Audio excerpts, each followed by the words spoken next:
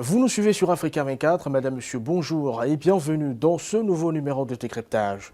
Dans le cadre de l'accompagnement que nous menons auprès des structures étatiques et des gouvernements, nous sommes allés à la rencontre du ministre ivoirien de la promotion des PME, de l'artisanat et de la transformation du secteur informel, Félix Anoblé. Avec lui, nous nous sommes entretenus sur toutes les questions liées à son ministère, à la zone de libre-échange continentale et aux effets de la pandémie de Covid-19. Encore une fois, bienvenue, Monsieur le ministre. Quel est l'apport de l'entrepreneuriat et du secteur informel dans la croissance économique de la Côte d'Ivoire? Qu'est-ce qui caractérise ce segment d'activité et quelles sont ses potentialités? Le secteur informel aujourd'hui représente un peu plus de 80% du secteur d'activité en Côte d'Ivoire. Parce que de façon générale, le secteur, je dirais, des PME dans la constitution d'entreprises formelles représente 98% du tissu économique ivoirien. Le secteur informel, comme son nom l'indique, est le secteur inconnu, celui donc qui évolue donc dans un système où l'emploi est direct, c'est-à-dire donc des personnes qui créent une activité, qui l'exercent, qui sont leurs propres patrons, qui sont des salariés par leur activité. C'est un secteur qui impacte grandement, je veux dire, le travail et l'économie de façon générale, mais qui malheureusement impacte négativement, je dirais, les fiscs ou la rentabilité en matière donc, économique du pays. L'objectif aujourd'hui, c'est de faire en sorte qu'en Côte d'Ivoire, quand on parlera de secteur informel, on fera secteur informel égal à petite activité, mais sinon on parlera plus d'entrepreneurs et le secteur informel va rentrer donc dans son cadre réel. Vous êtes informel, c'est que vous êtes tricheur, c'est que vous n'avez pas l'envie de vous déclarer et vous n'aurez donc pas le droit d'exercer une activité économique ou génératrice de revenus. D'une façon générale, pour revenir à ce que vous dites, le secteur informel donc, contribue véritablement de façon générale en Afrique, mais en Côte d'Ivoire, à absorber, je dirais, le chômage, grandement le chômage, et à créer donc plusieurs tissus d'activité. On retrouve un peu toutes les, je dirais, l'artisanat de façon générale dans le secteur informel. Il compose 80-85% du secteur informel. Nous avons défini, nous, au niveau donc, du ministère, 3 catégories de secteur informel. Ceux qui sont dans l'informel parce qu'ils n'avaient pas la possibilité de se formaliser. Ils veulent faire une activité, ils ont un petit chiffre d'affaires, ils ont je vais dire un capital très minime, 30 000, 50 000. S'ils doivent aller établir un registre de commerce qui lui-même dans son établissement vous envoie à 100 000 francs, ils ne peuvent pas utiliser un tel document pour travailler. Donc de façon involontaire, ils sont dans l'informel.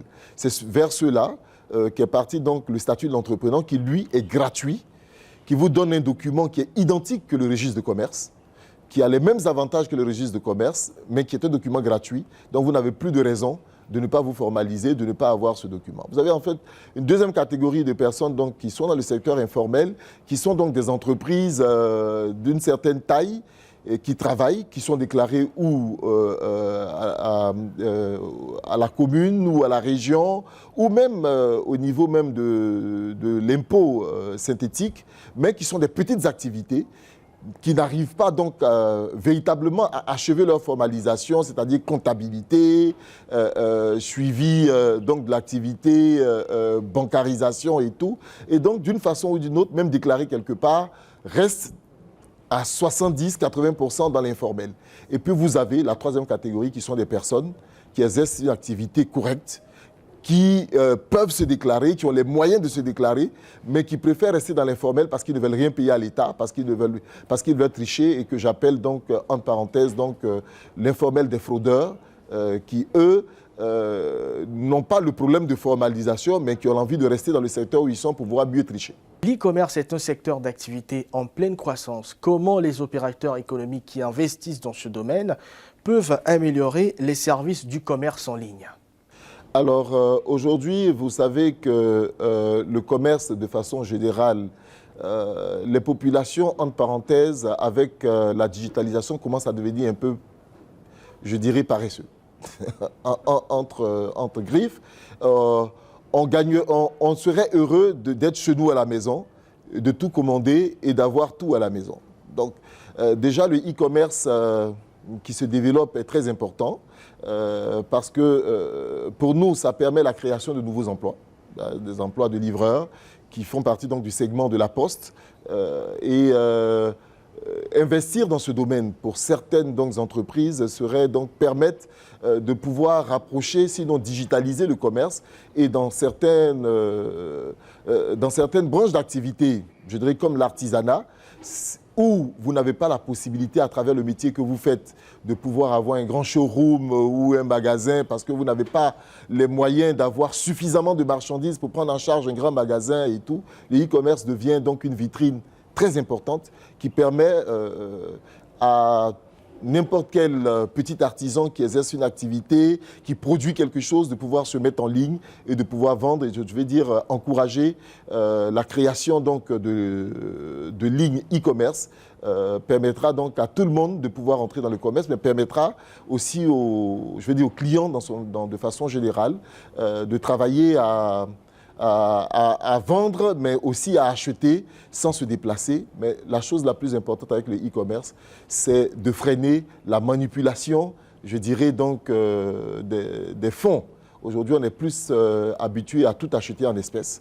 Aujourd'hui, le e-commerce nous ouvre une possibilité d'utiliser donc une autre forme de paiement, donc, qui est donc le portefeuille électronique qui commence à prendre donc de l'ampleur et qui dans le e-commerce a sa place et qui va permettre donc une inclusion financière et la maîtrise donc je dirais de nos dépenses, mais aussi de la fluctuation des monnaies entre plusieurs activités qu'on mène ou plusieurs achats qu'on fait. Le financement des PME est une problématique commune à plusieurs pays africains.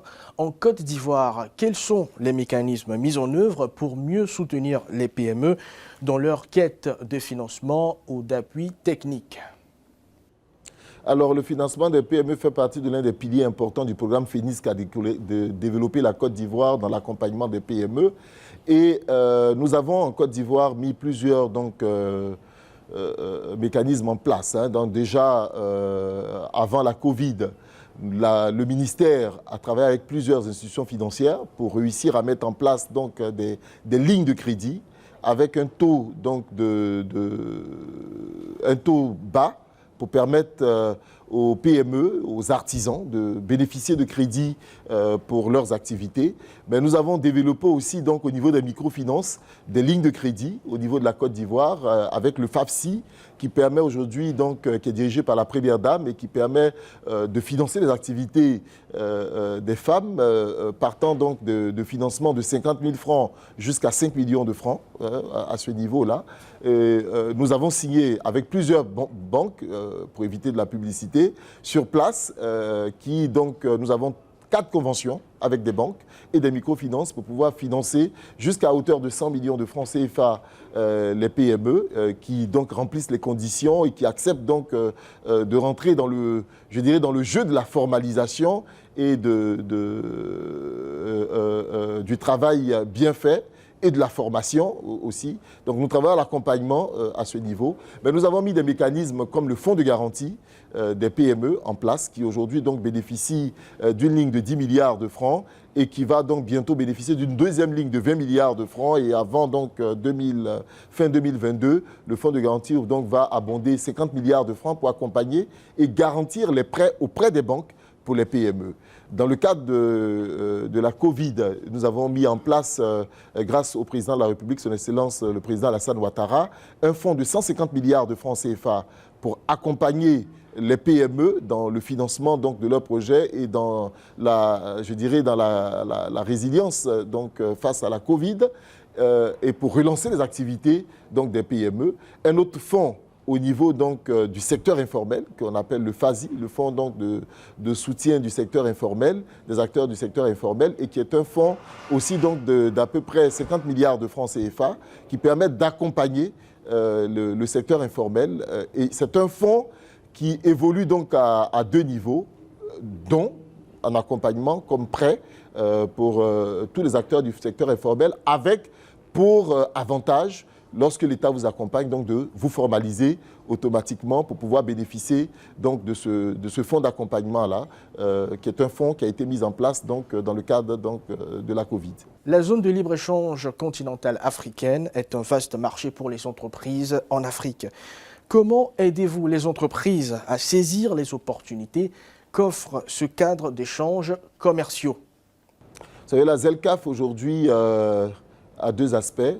Elle est frais, elle fait plaisir, elle ouvre des marchés. C'est un marché, je veux dire, c'est un gros marché pour les membres de cette zone. Et ce que nous essayons de dire, c'est d'harmoniser, je veux dire, notre commerce et de faire en sorte que nous puissions donc tous être bénéficiaires de ce marché. Quoique nous reconnaissons que la Côte d'Ivoire, qui dans cette zone a quand même l'un des poids économiques les plus forts, a peur pour certains opérateurs économiques d'être, je vais dire, le perdant de l'ouverture de ce marché. Mais il faut dire que c'est un marché qui s'ouvre et qui donnera des avantages pour le coulement de l'ensemble des produits de chaque membre donc, de ce marché-là. Au niveau donc, du ministère, une politique a été mise en place pour accompagner nos PME productrices et certains donc, champions nationaux sur le marché de la ZLECAf, de manière à pouvoir donc réussir à prendre leur part dans ce grand marché qui s'ouvre au niveau donc sous-régional. On a considéré jusqu'ici la pandémie de Covid-19 comme un frein, une fatalité pour les activités économiques. Toutefois, comment au niveau de l'entrepreneuriat cette pandémie peut-elle se transformer en opportunité vu qu'elle pourrait durer un certain temps? Présenter au public les programmes phares de soutien aux PME et aux autres acteurs de l'artisanat et de la transformation du secteur informel.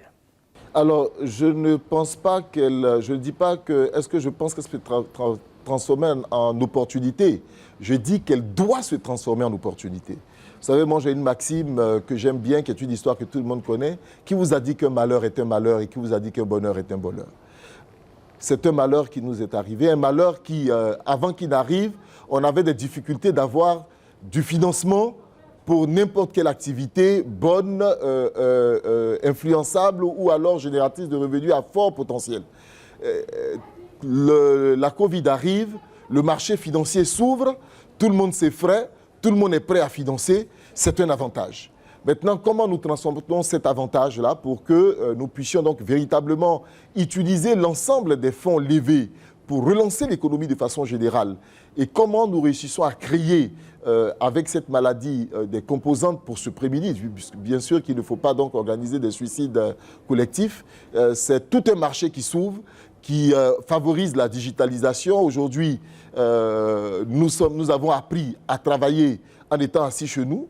Ce sont des avantages. Nous avons appris à gagner et à économiser le temps, à savoir que nous pouvons donc réussir à discuter. On était apte très souvent à dire « il faut que je te voie pour qu'on discute ». Mais avec la Covid, on a commencé à dire « mais on peut parler au téléphone, on peut faire donc une visioconférence, on peut utiliser notre webcam ». Donc on a ouvert d'autres champs qui nous permettent donc de gagner du temps. Donc je pense qu'il n'y a pas que des côtés négatifs.